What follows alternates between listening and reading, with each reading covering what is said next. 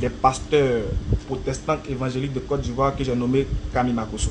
Le monsieur, il a tout, il a de l'argent, comme il le dit, hein, il est bien, il a ceci, cela, mais il y a une chose qui lui manque, ce n'est rien d'autre que la connaissance réelle des Écritures. Parce qu'être un homme de Dieu, être un pasteur, ou bien appelé à être un pasteur, ou bien un homme qui dirige une assemblée, cela nécessite une certaine connaissance des Écritures au préalable. Ça, c'est une base. Et on ne devait pas pasteur qui veut. Bon, maintenant, aujourd'hui, le système pastoral est devenu un business. Chacun se lève et il passe par le nom de Jésus pour se procurer un peu d'argent. Bon, alhamdoulilah, on ne peut pas faire autrement. Mais il y a une chose de chercher son argent au nom de Jésus, et il y a une chose aussi de ne pas pervertir les Écritures et de ne pas s'attaquer aux Écritures, ou bien de ne pas, comment je dirais, de ne pas faire de son cas, ou bien faire de certains cas un ordre divin, alhamdoulilah. Donc voilà ce sur quoi nous allons réagir aujourd'hui, c'est sur la polygamie. Vous avez tous constaté que avant ça, il y avait eu un débat, lui et la dame, la Christina Maya, que je salue au passage, qui, elle, serait être la réincarnation du Christ.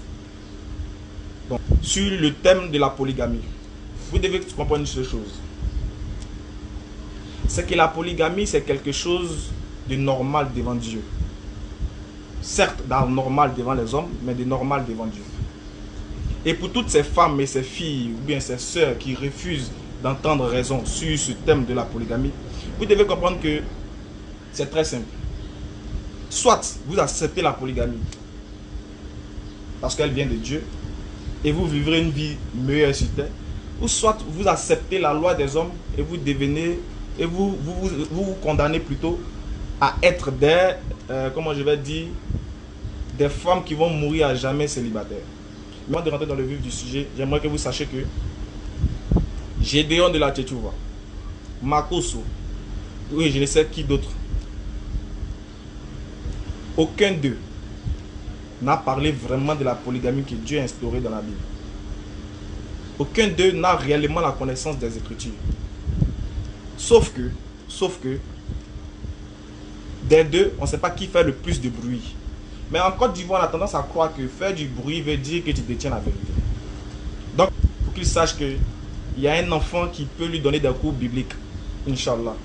Il aura des cours bibliques qui sera servi gratuitement. Normalement, si j'étais encore dans le côté gauche, ça allait être payant. Mais alhamdoulilah, comme c'est mon général, et j'estime qu'il n'a pas bien fait son école pastorale avant d'être pasteur, il n'a pas encore bien reçu de la part du Saint-Esprit toutes les notifications véritables des versets bibliques. Je vais me permettre de l'aider, Inch'Allah. Donc on va écouter sans plus tarder, on va regarder d'abord les propos de ce pasteur durant le débat, Inch'Allah. C'est clair, hein, dans l'Ancien Testament. Regardez-moi là, suivez la vidéo. Comme le disait Désiré, le roi David, le roi Salomon. Pourtant, dans le Nouveau Testament, Jésus dit l'homme qui quittera son père et sa mère et s'attachera à sa femme. Les deux formeront une seule chair. Deux réalités qui suscitent forcément polémique, n'est-ce pas, général? C'est pas une question de polémique. On va avoir le courage d'appeler les choses telles qu'elles sont. Et pourquoi? Parce que tout simplement, vous ne verrez jamais dans la Bible un polygame qui a bien fini. Ok. Hein? Parce que je me demande comment ils ont fait pour être des hommes de Dieu. Je me demande très bien comment ils ont fait pour être des hommes de Dieu. Mais on va revenir un peu sur ces propos. Hein? On écoute bien ses propos et on verra. Écoutez bien son propos. À sa femme, les deux formeront une seule chair. Deux réalités qui suscitent forcément polémique, n'est-ce pas, général? C'est pas une question de polémique. On va avoir le courage d'appeler les choses telles qu'elles sont. Et pourquoi? Parce que tout simplement, vous ne verrez jamais dans la Bible un polygame qui a bien fini. Le premier polygame de la Bible, c'est un voyou. C'est le descendant de Caïn, le meurtrier, qui a tué, et dans le livre de Genèse, chapitre 4, verset 19. Les gens qui soutiennent la polygamie veulent en vérité cacher une passion sexuelle, que nous connaissons tous le nom. Ok. Le pasteur nous dit que nous ne verrons jamais dans la Bible un polygame qui a bien fini. Pasteur, président des pasteurs évangéliques de Côte d'Ivoire. Je me demande bien, ce pasteur-là, il a 10 000 pasteurs encore à sa garde. Président des pasteurs évangéliques de Côte d'Ivoire, qui a sous sa garde 10 000 autres pasteurs encore identifiés. On va lire ensemble l'histoire de la Genèse 30. Monsieur Camille Makosso, vous dites que vous n'avez jamais vu un polygame qui a bien fini. Mais je me demande comment est-ce que Jacob a fini dans la Bible. Jacob avait 4 femmes. Il avait 4 femmes. Et il a bien fini. Et on va les lire selon la Bible. On verra que vous avez autre chose dans la tête. Et j'aimerais préciser quelque chose. Ce n'est pas parce que vous avez vécu dans un foyer polygame ou bien dans une famille polygame et que peut-être que le père a raté, peut-être ne vous a pas rendu heureux, que cela va vous permettre, vous, parce que vous avez vécu un cas exceptionnel, cela va vous permettre par exemple de généraliser la chose et de faire de cette chose-là une loi divine. Non, il y a des gens qui ont épousé une seule femme, mais les enfants sont des microbes. Il y a des gens qui ont épousé une seule femme, mais les enfants sont des tueurs, des drogués. Donc on va revenir dans le vif du sujet pour dire, ne faites pas de votre cas un cas exceptionnel, général Makosso. Vous dites que vous n'avez pas encore vu un homme polygame dans la Bible qui a bien fini. Je vous donne Jacob. Jacob qui a épousé Rachel, ensuite qui a épousé Léa, qui a épousé Zilba, etc., etc. Ça se trouve dans la Genèse 30 à partir du verset 1 et suite. Qu'est-ce qui va se passer? Mais j'aimerais qu'on se bloque précisément sur un verset de Genèse chapitre 30. On va lire. On va prendre Genèse 29. Avant d'aller au verset 30, on va commencer d'abord par la Genèse 29. On verra quelque chose de très important. Écoutez ce que Dieu dit dans la Genèse 29 à partir du verset 15 et suite. Jacob demeura un mois chez Laban. Puis Laban dit à Jacob, parce que tu es mon parent, me serviras-tu pour rien? Dis-moi qu'est-ce que tu auras comme salaire. Or Laban avait deux filles. L'aînée s'appelait Léa et la cadette s'appelait Rachel. Léa avait des yeux délicats, mais Rachel était belle et grande de taille.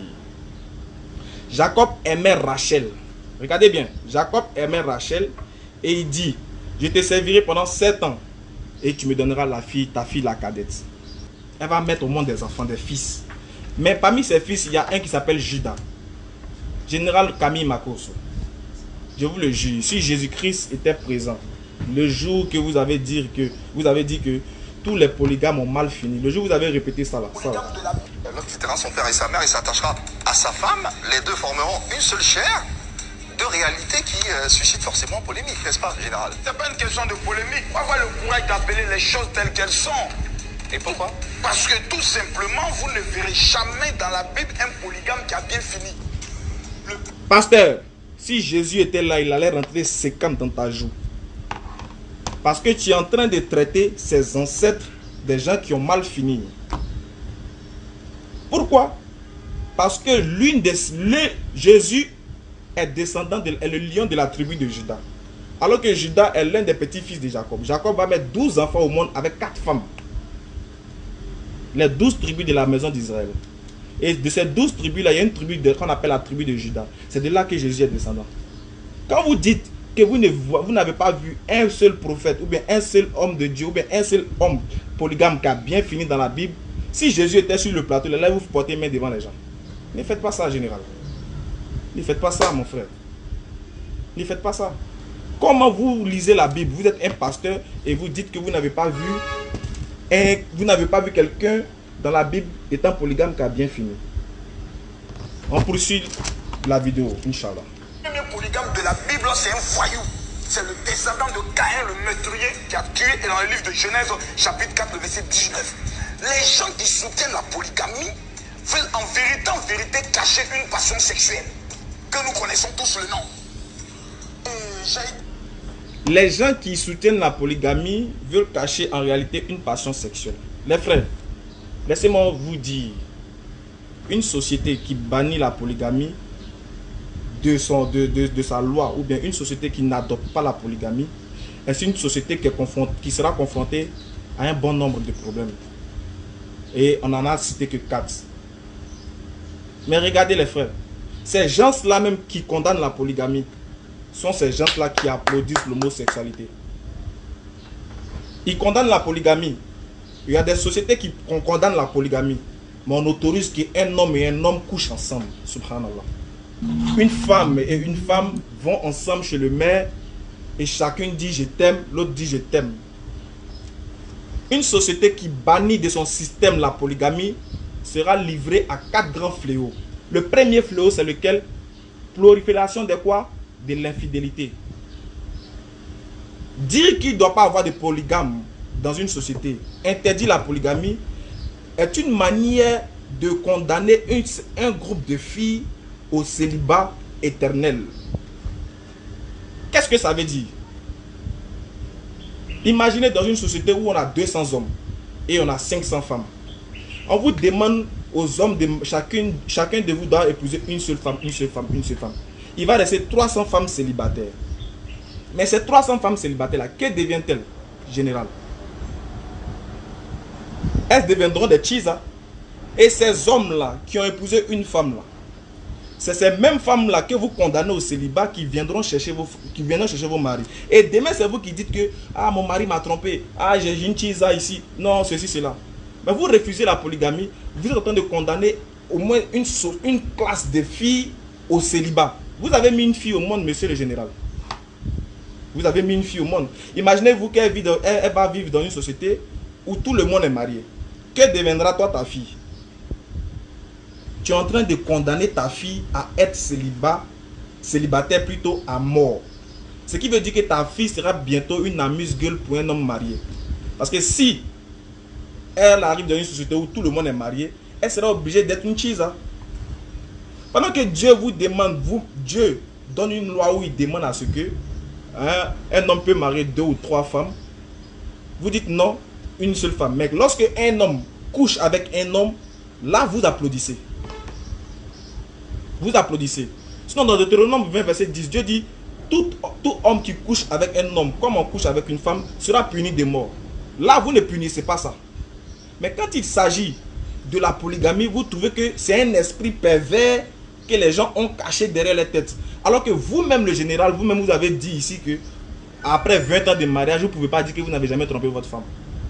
Mais celle avec qui vous avez trompé votre femme là, c'est qui? Celle avec qui vous avez trompé votre femme là, c'est qui? Elle devient quoi aujourd'hui? Elle devient quoi aujourd'hui? Donc voilà des gens qui sont en train d'inciter les gens à des femmes à demeurer éternellement célibataires. De deux, il y aura prolifération de quoi? Des enfants illégitimes. Mais puisque ces femmes-là qui sont restées célibataires, les frères, ces femmes-là qui sont condamnées à être célibataires, selon la notion du christianisme, ces femmes célibataires-là, elles auront des envies. Comment elles font lorsqu'elles ont des envies? Imaginez en Côte d'Ivoire, chacun marie une seule femme, une seule femme, une seule femme. Il va rester des femmes non mariables. Ces femmes-là, qu'elles ont des envies, elles font comment en général? Elles font comment? Mais malheureusement, on n'a pas de gens capables sur un plateau de pouvoir échanger avec ces pasteurs. Sinon, la question est simple. Donnez-nous un seul verset où Dieu interdit la polygamie. Mais Inch'Allah, on va arriver parce qu'ils ont un verset qu'ils aiment utiliser beaucoup. Donc, on va... Parce qu'il y a plus d'hommes, plus de femmes que d'hommes. Tandis, ce n'est pas toutes les femmes qui rêvent de se marier. Il y a des femmes qui veulent Djambou. Il y a des femmes mariables. Et il y a des femmes qui ne sont pas mariables. Bon, monsieur le général dit que ce n'est pas toutes les femmes qui rêvent de se marier. Bon, j'imagine que sa fille en fait partie. Voilà, j'imagine, je suppose que sa fille est dans le lot des gens qui ne veulent pas, des filles qui ne veulent pas se marier. Donc on comprend par là que, sinon une fille douée d'intelligence, un père qui met sa fille au monde, une fille qui a la tête sur les épaules, en tout cas je ne vois pas quelle fille qui ne veut pas se marier. Je ne vois pas. Sauf que nous sommes livrés à quoi? Nous sommes livrés à la perversité, nous sommes livrés à la dépravation des mœurs. Voilà pourquoi aujourd'hui, on enseigne aux femmes comment faire pour avoir comment faire pour avoir 2-3 gars, pour avoir beaucoup d'argent. Comment vous, étant des pasteurs, vous les avez vendu huile d'onction, vous les avez vendu poudre, vous les avez vendu pommade pour avoir beaucoup de gars, une stratégie de marmaille pour pouvoir avoir plus d'argent. Comment elles vont s'intéresser au mariage si vous, au lieu de leur montrer l'importance du mariage, vous leur montrez plutôt l'importance de l'argent? Elles ne pourront pas s'intéresser au mariage parce que vous, les hommes de Dieu d'aujourd'hui, vous donnez eau spirituelle pour te donner beaucoup d'argent. Vous vendez pommade, vous vendez même gel hydroalcoolique spirituel pour avoir de l'argent. Mais comment ces filles-là vont s'intéresser au mariage? Est clair. L'homme quittera son père et sa mère et s'attachera à sa femme. On n'a pas dit ses femmes. La place de l'argent. Ok. L'homme quittera son père et sa mère et s'attachera à sa femme. Machallah. Ça, c'est le verset préféré et c'est le verset phare de tous ceux qui condamnent la polygamie. Pour eux, ils ont trouvé un verset qui condamne la polygamie, qui est quoi? L'homme quittera son père et sa mère, s'attachera à sa femme. Donc le pasteur est en train de dire que ici, le verset est clair. l'homme va quitter son père, il va quitter sa mère, il va s'attacher à sa femme. Donc, lorsqu'on va sur la base de la lecture, de la compréhension littéraire du verset, on voit que c'est l'inverse. Ce n'est pas l'homme qui quitte son père et sa mère, au contraire, c'est la femme qui quitte son père et sa mère. Mais on va rentrer maintenant dans le vif du sujet. La Bible dit, l'homme quittera son père et sa mère et s'attachera à sa femme. Pour le pasteur, cela veut dire que c'est une seule femme. Makoso, il faut t'asseoir et prendre cours, Inch'Allah. Vous devez savoir une chose. Vous devez savoir une chose. Chez le polygame, chacune de ses femmes est sa femme. Ce que vous devez comprendre, c'est ça. Chez le polygame, chacune de ses femmes est sa femme. Mais pour comprendre le mot ça, il faut aller dans 1 Samuel 1. 1 Samuel 1, à partir du verset 1. La Bible nous dit, il avait un homme de Ramathan, de Sophie, de la montagne de Fanny, nommé Elkana. Au verset 2, la Bible nous dit, il avait 2 femmes, dont l'une s'appelait Anne. La Bible précise, dont l'une s'appelait Anne et l'autre s'appelait Pénina. Pénina avait des enfants, mais Anne n'en avait pas. Machallah. Écoutez, prenez 1 Samuel chapitre 1, le verset 1 à 2. Vous allez comprendre quelque chose. On dit, Elkana avait 2 femmes. Ça, c'est la Bible qui précise.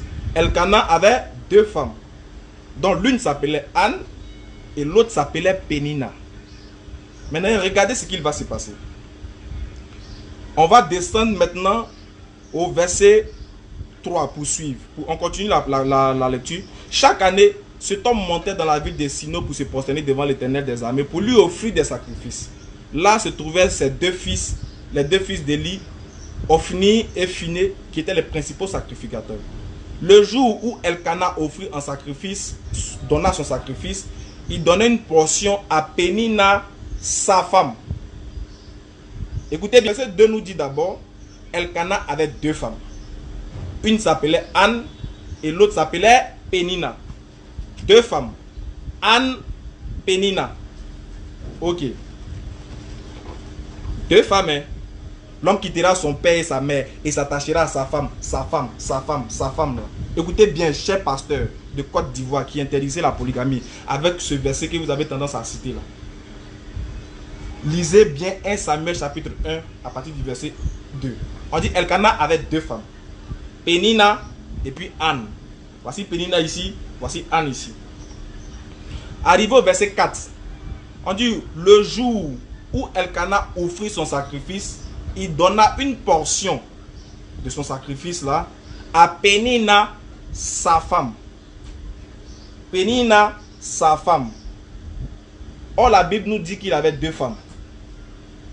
Pourquoi quand il est avec Pénina, la Bible nous dit que c'est sa femme? C'est pas encore fini. C'est pas encore fini.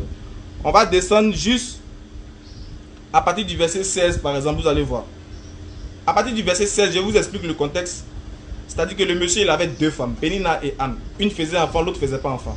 Toujours dans le même contexte, c'est que l'autre est allé pleurer en train de prier pour pouvoir avoir un enfant. Et elle a dit, pendant que Pénina avait des enfants, Anne n'avait pas d'enfant. Mais on dit que le jour que Elkana est parti ouvrir son sacrifice, il a donné à Pénina, sa femme. On retient bien Pénina, sa femme. On descend au verset 19. Donc si Pénina est sa femme, c'est que Anne n'est pas sa femme. Selon le verset, l'homme quittera son père et sa mère et s'attachera à sa femme. Donc si Pénina est déjà sa femme, c'est que Anne est qui pour lui? On verra ça au verset 19. À partir du verset 18 plutôt. Elle dit que ta servante, elle c'est qui? C'est Anne. On verra ça. Que ta servante trouve grâce auprès de tes yeux. Et cette femme s'en alla. Et elle mangea et son visage ne lui plut. Il s'élevait de bon matin. Et après s'être prosterné devant l'Éternel, il s'en retournait et revint dans la maison de Rama. Elkana connut Anne, sa femme. Anne, sa femme. Mais alors qu'on dit il a 2 femmes, pourquoi quand il est avec Pénina, on dit il est avec sa femme? Quand il est avec Anne, on dit il est avec sa femme. Chez le polygame, chacune de ses femmes est sa femme. Donc le mot ça ici ne doit pas vous poser des problèmes, cher général, président des pasteurs de l'église évangélique de Côte d'Ivoire. l'homme quittera son père et sa mère, s'attachera à sa femme. On n'a pas dit l'homme quittera son père et sa mère et s'attachera à une seule femme. Ce n'est pas ce qui est écrit. Donc le mot ça ici a son sens selon la phrase qui est employée. Chez le polygame, chacune de ses femmes est sa femme. Arrêtez d'interdire la polygamie parce qu'il n'y a aucun verset de la Bible qui interdit la polygamie. Au contraire, dans le livre d'Exode, Dieu même met de l'ordre dans la polygamie. Il dit si un homme épouse 2 femmes, prend une deuxième femme, il ne va pas lui arracher le droit en ce qui concerne l'alimentation, en ce qui concerne les vêtements, etc., etc. Il donnera le plein droit à la première et il fera de même aussi pour la deuxième. Donc Dieu a déjà mis de l'ordre dans la polygamie. Ce n'est pas vous, un homme de Dieu de Côte d'Ivoire, qui allez dire que la polygamie est interdite parce que des polygames auraient peut-être des intentions ou des passions sexuelles cachées derrière ça. Non, monsieur.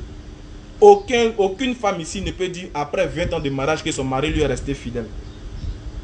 Mais voilà pourquoi Dieu dit, pour ne pas que ton mari se cache pour aller chercher les cheese à n'importe comment. Là. Il prend à la maison, il prend dehors, il vient, il légalise et puis il met ça à la maison. Vous avez les mêmes droits. Il devient juste entre vous et il essaie de vous éduquer comme il se doit. On ne devient pas polygame qui veut, mais qui peut. Et ici, on ne parle pas de la perversion. On ne parle pas de marier 1000 femmes et puis de les faire souffrir, de les laisser dans les balais. Ce n'est pas de ça qu'il s'agit. Il s'agit des textes bibliques. Selon les textes bibliques, il n'y a aucun verset de la Bible qui interdit la polygamie. La preuve. Vous dites que Jésus-Christ est l'époux de l'église. Mais il y a combien d'églises? Si Jésus-Christ est votre époux, vous êtes combien? C'est que Jésus-Christ, à la base même, est un polygame. N'est-ce pas? Et la dame vous a donné, Jésus-Christ incarné vous a donné un texte dans la Bible, dans Ésaïe chapitre 4, le verset 1, que vous avez que vous avez marmaillé bizarrement. Vous avez marmaillé le verset parce que vraiment ça m'a fait mal parce que je n'étais pas présent. Général, le jour où on aura un débat face à face, vraiment ça va chauffer. Ça va chauffer parce que vous allez en prendre plein la figure, quoi, en fait. Voilà. Elle vous a donné par exemple Ésaïe chapitre 4 à partir du verset 1 que vous avez minimisé pour dire non, il ne s'agit pas de ça, etc., etc. On va lire le verset. Qu'est-ce que nous dit le verset? Ésaïe 4 verset 1. Et Ésaïe 4 à partir du verset... Cette femme s'attachera à un homme ce jour-là. Voilà, merci. Ouais. Ordinateur de les parages. On dit, 7 femmes saisiront en ce jour-là un seul homme et diront, nous mangeons notre pain et nous nous vêtirons nous-mêmes de nos habits. Fais-nous seulement porter ton nom. Fais-nous seulement porter ton nom, afin que tu enlèves sur nous l'opprobre. Qu'est-ce que ça veut dire? Il dit, la prophétie d'Ésaïe nous dit qu'il arriverait un moment où il aura 7 femmes. 7 femmes vont s'attacher à un homme. Elles vont lui dire, il faut laisser l'argent, nous on paye, nous on chercher l'argent, nous on s'habiller, nous on se vêtir, on va faire tout. Tout ce que nous on veut, il faut nous faire porter seulement ton nom. Il faut nous faire porter ton nom afin d'enlever quoi? L'opprobre, le célibat sur nous. Mais ce temps-là, est-ce que ce temps-là n'est pas arrivé? Aujourd'hui, on voit des femmes qui souhaitent même se... Elle veut être 5e femme même, si tu veux. Mais aujourd'hui, on le voit, le célibat encore est passé à la vitesse supérieure. Pourquoi? Parce que les gens vous comptent, les frères, les soeurs, les mamans qui m'ont écouté. Ces pasteurs-là sont en train de vous condamner à mourir célibataire. Pendant qu'il y a une religion à laquelle on vous invite pour avoir une place dans le foyer. Vous préférez quoi? Mourir célibataire ou bien devenir 2e femme pour être heureuse aussi? Parce que ce que vous devez comprendre, c'est que vous pouvez être une femme de valeur, une femme de grandeur, une femme qui a tout. Mais tu n'es pas mariée là, maman. On n'a qu'à se dire maintenant. Tu es quoi? Quel que soit ce que tu as, tu n'as pas de mari, tu n'as pas d'enfant, tu n'es pas une femme. Donc ces frères-là, ces hommes de Dieu là sont en train de vous condamner éternellement dans le célibat. Mais venez à la lumière de l'islam, là-bas au moins là c'est 4. Ce qui veut dire que même si tu as au moins la chance d'être la 3e ou même la 2e, au moins Dieu te permet au moins de vivre une vie stable, une vie heureuse. Et puis en plus Dieu te permet d'avoir un nom. Quel est ce nom-là? Femme mariée. Que serait une femme sans le mariage? Et le pasteur dit qu'il n'y a pas il y a des femmes qui ne veulent pas se marier. Moi je veux les voir. Mais si elles ne veulent pas se marier aujourd'hui, c'est compte tenu de ce que vous les avez enseigné. Comme pour dire, chers frères et sœurs, il y a des choses qu'il ne faut pas tomber dedans. Il y a des choses qu'il ne faut pas suivre. Voilà pourquoi ces gens-là refusent de venir au débat. Parce qu'ils savent, en réalité, que lors du débat, au cours du débat, je sais que si le pasteur suit le direct et que le pasteur voit la vidéo, il saura qu'il a commis une grosse bourde de dire que tous les polygames, 1, ont mal fini, et que 2, l'homme quittera son père et sa mère, le verset phare qui interdit à un homme d'être polygame. Et de 3, il sera mieux pour lui de faire son repentir avant sa mort, quand il tient des propos disant que les polygames cachent en réalité une passion sexuelle déguisée. Non. Il sera mieux pour lui de se repentir. Car lorsque Dieu voyait Jacob en train d'être polygame, Dieu ne l'a pas interdit. Dieu ne l'a pas blâmé. Lorsque Dieu voyait Salomon en train d'être polygame, Dieu ne l'a pas blâmé. Lorsque Dieu voit Elkanah en train de prendre 2 femmes, Dieu ne le blâme pas. Lorsque Dieu voit David en train de prendre des femmes, Dieu ne le blâme pas pour la raison d'avoir pris des femmes. Au contraire, Dieu bénit. Dieu passe par ces femmes-là pour opérer des signes. Et si la polygamie est interdite et que se cacher à être polygame, c'est avoir des désirs, des passions sexuelles cachées, alors c'est que Jésus-Christ, descendant d'un foyer polygame,